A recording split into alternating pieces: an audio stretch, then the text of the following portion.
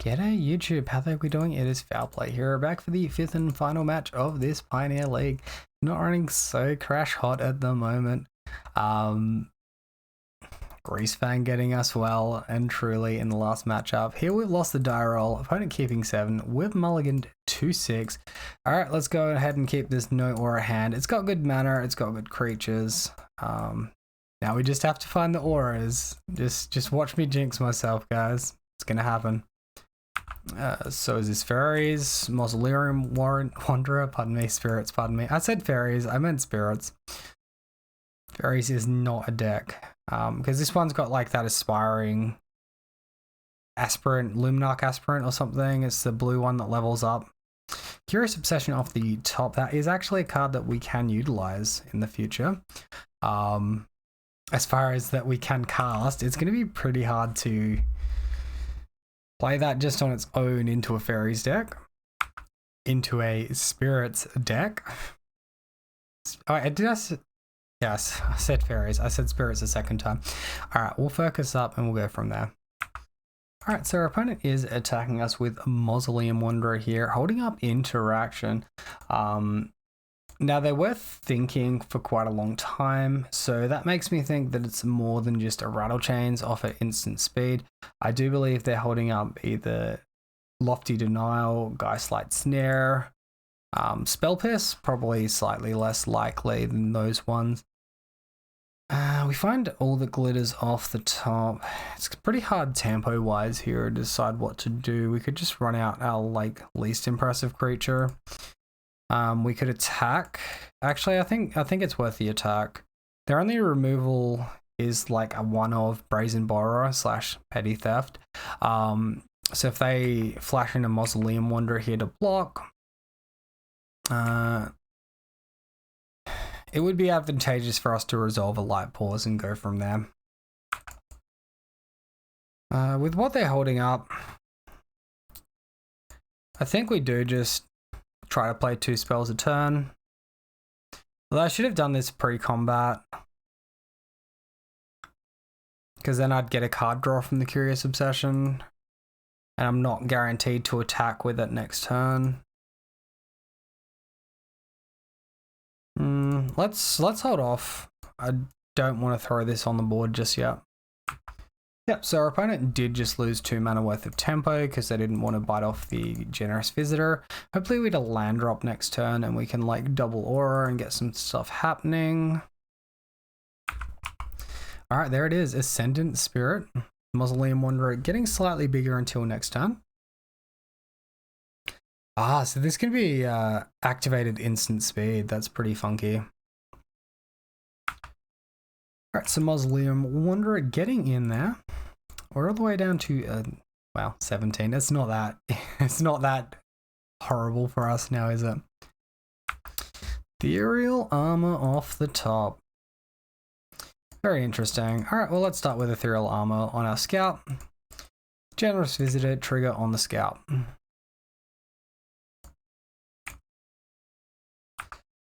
Well, if that resolves, that's surely just clearing the way for everything else, right? We'll just get a giant Scout happening. They mustn't have kept a hand with any sort of counter magic whatsoever, and we're just relying on leveling up this spirit in a random matchup. So that's good news for us. And I've spoken too soon. Lofty Denial. Okay. I want to attack with both these creatures. Yeah, if they want to trade Ascendant Spirit for Generous Visitor here, I think that puts us ahead, not behind. The triggers are nice when we cast auras, but this creature's already big. We just have to resolve like one more aura. I think that's, yeah, advantageous to us. I don't agree with that block. I mean, I can't see my opponent's hand, but that doesn't seem like an amazing block to me. And there's another Ascendant Spirit. All right. Seems reasonable. Board state wise, like, I guess that didn't really make much of a difference because they missed a land drop. Yeah, I guess that's fine. Hey, look, a Temple Garden off the top, not too shabby. Let's kick things off by attacking with the Scout. Second main will play out SRAM. and then potentially we'll set up for a better like turn next turn. Once Ram is resolved, does mean that we'll get the draw effect on the cast trigger, not on the resolution of the spell. So I think that's pretty reasonable to go for. Actually, maybe we should just play Light Pause out, because it almost guarantees the same counter effect, right? With the mana they're holding up. It's pretty menacing, especially when your opponent's got 3 cards in hand to let a card like Light Pause resolve. I think given the fact we're down on resources aura-wise, this is probably the better line.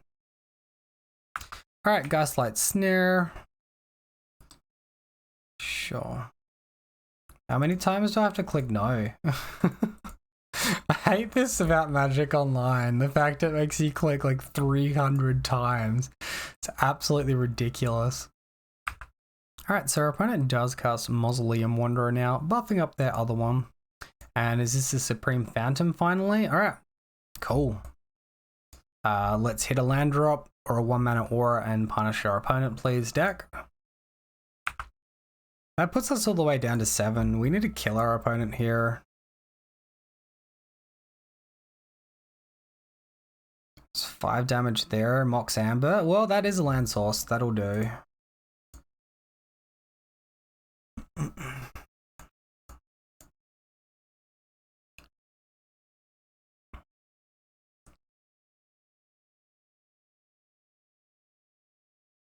Yeah, all the glitters like gets buffed off of Mox Amber. That's pretty impressive. I mean, I think we're dead anyway, but we'll see if they make a foolish block and we'll just try our hardest to force it, you know?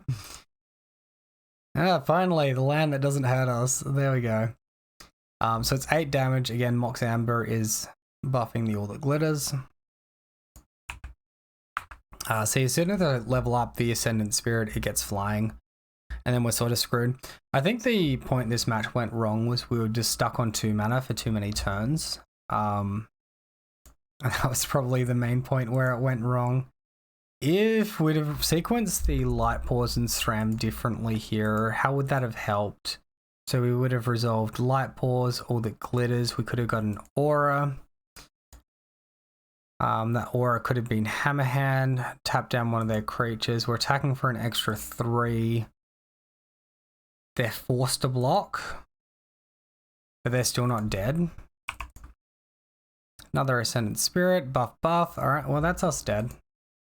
I wonder if our opponent can do this instant speed, right? So in between attackers and blockers, so we can't block. Or in response to blockers, so they trade off. In any case, like they've still got 7 damage wide, so it doesn't make a big difference. But just curious on the interaction. Yep, they can do it. Instant speed. There was nothing on the card saying that it can only be done sorcery speed, so that makes a lot of sense. Alright, so here we have a mono blue spirit deck. We can see the Spell Pierce, the Lofty Denial, the Gaslight Snare, altogether 10 counter spells in the deck. They get card draw from Combat Research and Curious Obsession. They also have Brazen Borrow to bounce our creatures potentially. In the sideboard, slip out the back, which can make our creatures phase out. That's okay, the auras will stay on them.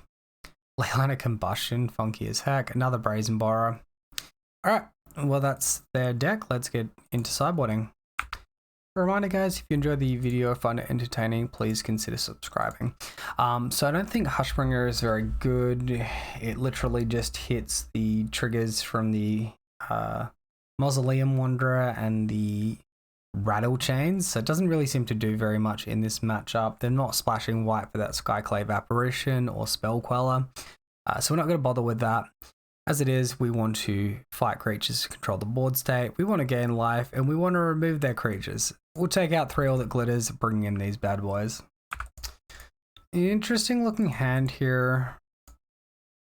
I think it's mostly worth the keep. We can get the toxic triggers starting to wear our opponent down. We probably need to draw like some auras from the top of our library. It's basically a 6-card hand as well. If we just flood out on lands, we're probably pretty screwed. I think in the blind this is okay though. Looks like our opponent has mulligan to 6, so we're on even footing at least early days. All right, and turn 1 Ascended Spirit from our opponent. So this can pretty soon mess up our plans, right? Right. All right, so with Skrelv here, we can Sentinel's Eyes there. We can Mox Amber. We can't utilize the 1 mana though. Maybe we can use that to help like actives on Skrelv and help conserve our life total in the meantime. But the Gigantho we can put to hand at some point as well. So far though, we asked for no mana sources and our deck definitely did not deliver on that promise. Alright, here is our opponent attacking in, and combat research can't be played instant speed, can it? I guess they could have like slip out the back, but then like just nothing happens. Okay, or they just throw away their Ascendant Spirit for no reason. That's very strange. And we see a Light Pause off the top.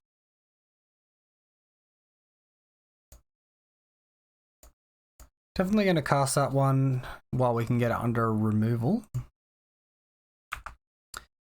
And now we can attack with, I guess let's just scout. If we attack with the Skrelv as well, we're like exposing ourselves to petty theft, which I don't really want to do.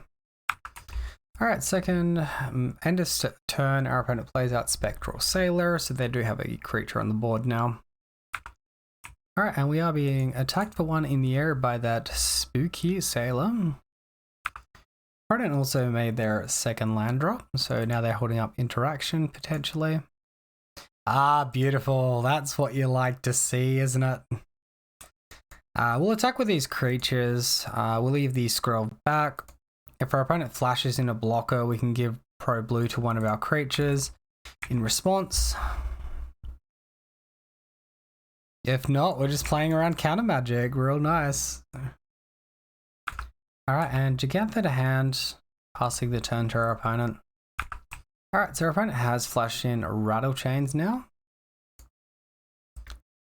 And that's a creature on the board, and hopefully we hit an aura next turn, because this is getting a little bit ridiculous. Oh no, our opponent plays Supreme Phantom, buffing up their board. They made another land drop as well, 3 cards remaining in hand. And they are attacking for 5 damage. Well, they did race us last time. Both these creatures have flying, so no blocks to be had. Hey, now we're talking, let's go team. Alright, so we've already got Sentinel's Eyes over here, so we're not able to get one on Light Pause no matter what we do.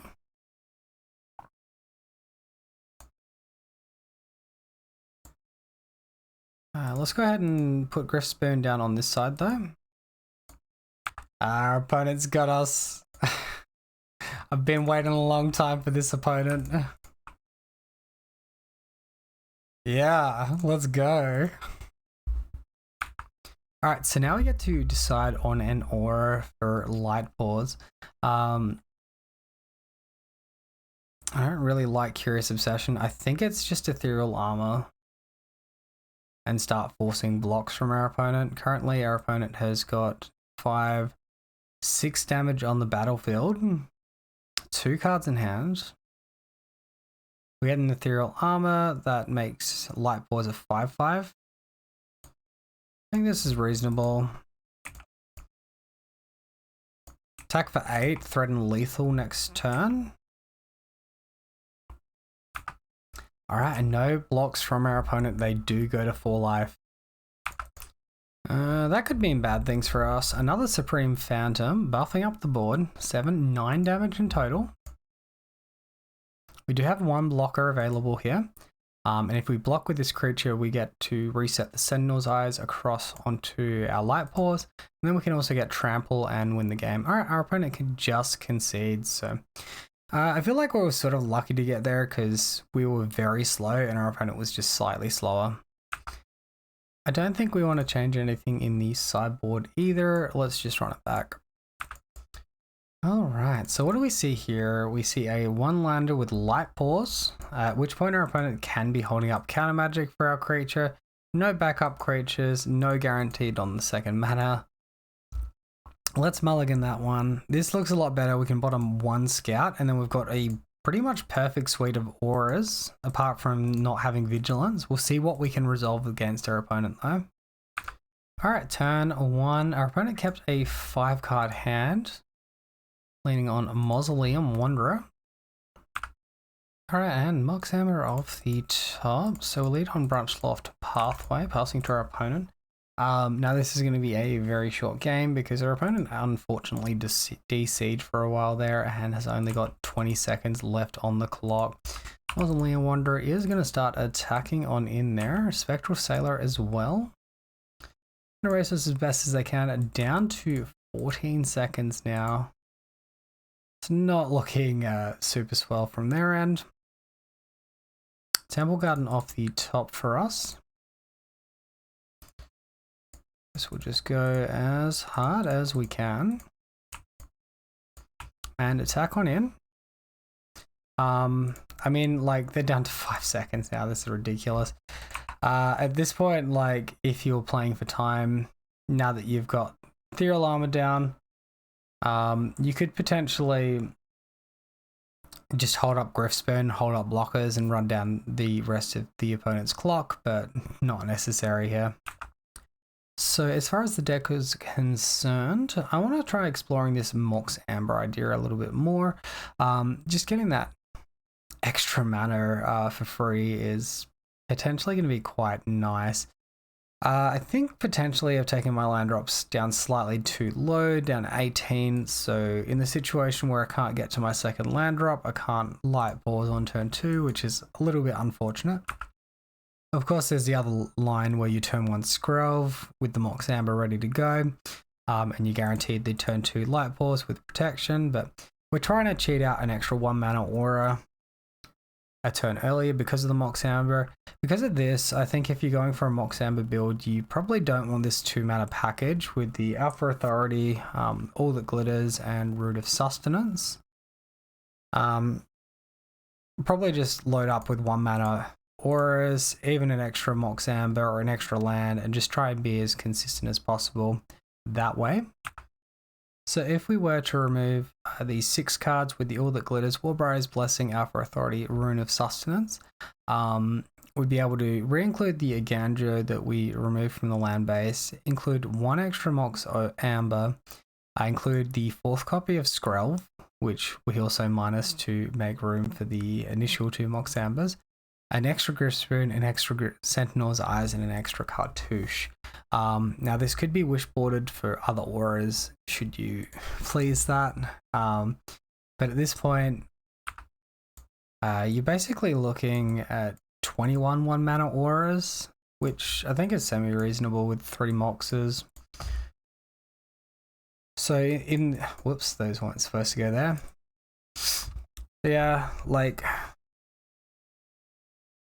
you've got that extra land source there again. You've got the Mox Amber plus the Skrelv combo to help get you to 2 mana otherwise if you're going to miss out. Main game plan though is going to be Glade Cover Scout, second land drop, hit your light pause, hit your SRAM, play your Mox Amber, play 1 aura, get the trigger, and continue from there. So I think that's what I want to try out for next league. I'll muck about with the sideboard a little bit as well, because I think there's work to be done there too. Thank you all for watching though. I do hope you enjoyed the video. If you did, be sure to let me know in the comment section below. If you've got any tips or tricks on how to improve the deck, comments are good for the YouTube algorithm. Till next time guys, have a lovely day and I'll see you then.